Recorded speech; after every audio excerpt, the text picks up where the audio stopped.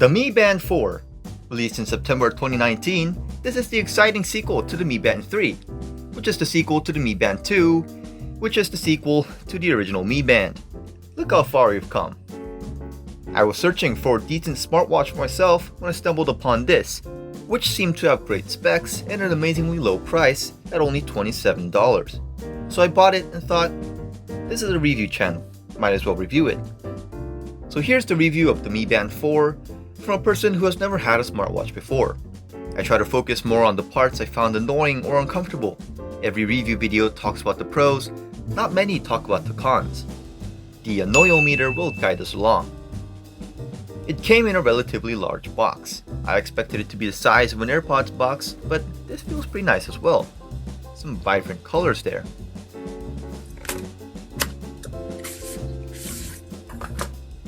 In the box, there's the Mi Band itself inside a plastic bag turned on straight out of the box, a multi-language manual in English, Korean, and Japanese because it's the Asian version, and a charging port thingy. One thing that I noticed straight away was how difficult it was for me to remove the Mi Band itself from the strap.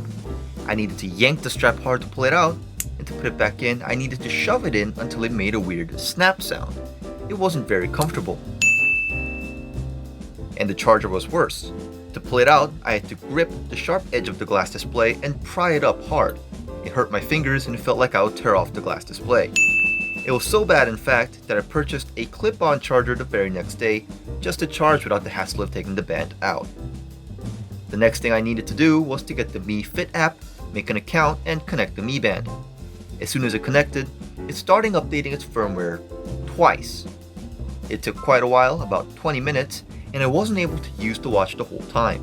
It was a little annoying for someone who was eager to try it out as soon as possible. When the update was complete, like other people, the first thing I did was to change the watch face. I got the Amaze Faces app, downloaded the watch face, and it synced up in about a minute. Simple as that. There are a ton of watch faces for the Mi Band 4, so you should be able to find one that fits your tastes, no matter who you are. You could even create your own watch face if you'd like, straight from the app.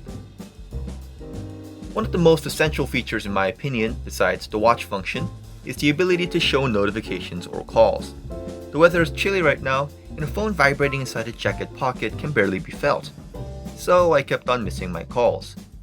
But with the Mi Band, I could see and feel when someone's calling me, and there's even an option to decline or ignore the call. There isn't an option to pick up though, for obvious reasons. The notifications were a little weird in my case though. I live in Korea and obviously get lots of Korean notifications. For some reason, my Mi Band had trouble displaying Korean characters, while my friend's Mi Band didn't have any problems with it.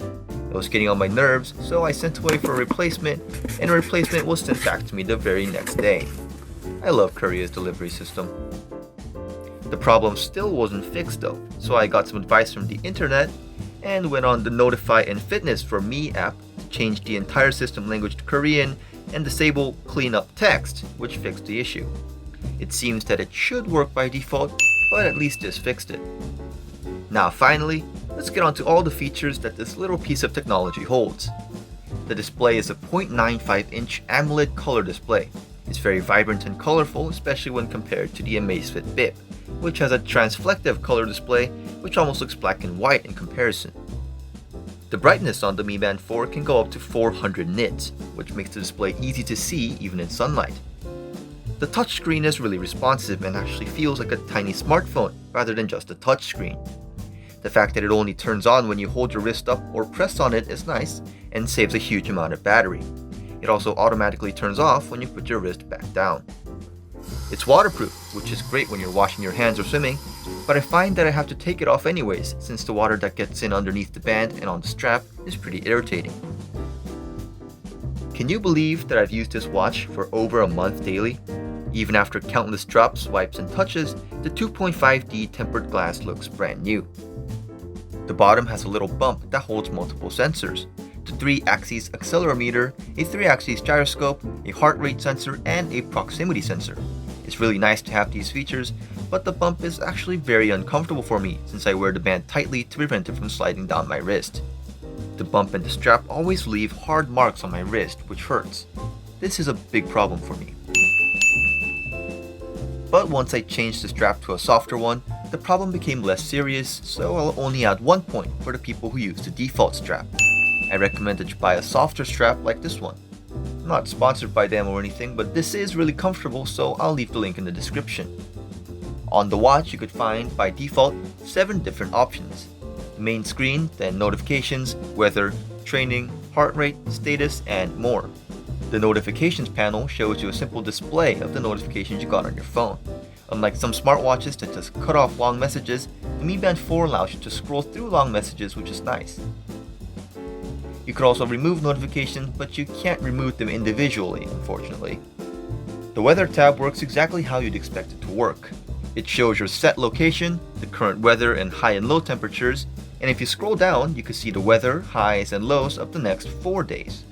It's useful, but do keep in mind that it's simply taking this data from your phone, so you need to have your phone connected to see accurate updated data. The training tab has different options for exercise. It tracks things like the distance you ran, time, pace, and how hard you're doing the exercise, but then again, the Mi Band 4 doesn't have a GPS and requires to be connected to your phone and uses GPS. I think I'll use this together with another fitness app for more accurate results. The heart rate tab also does nothing but to simply track your heart rate. It takes a while to measure it, and I have no use for it, but I guess it could be useful for some people. Be aware the heart rate is only approximate and not completely accurate.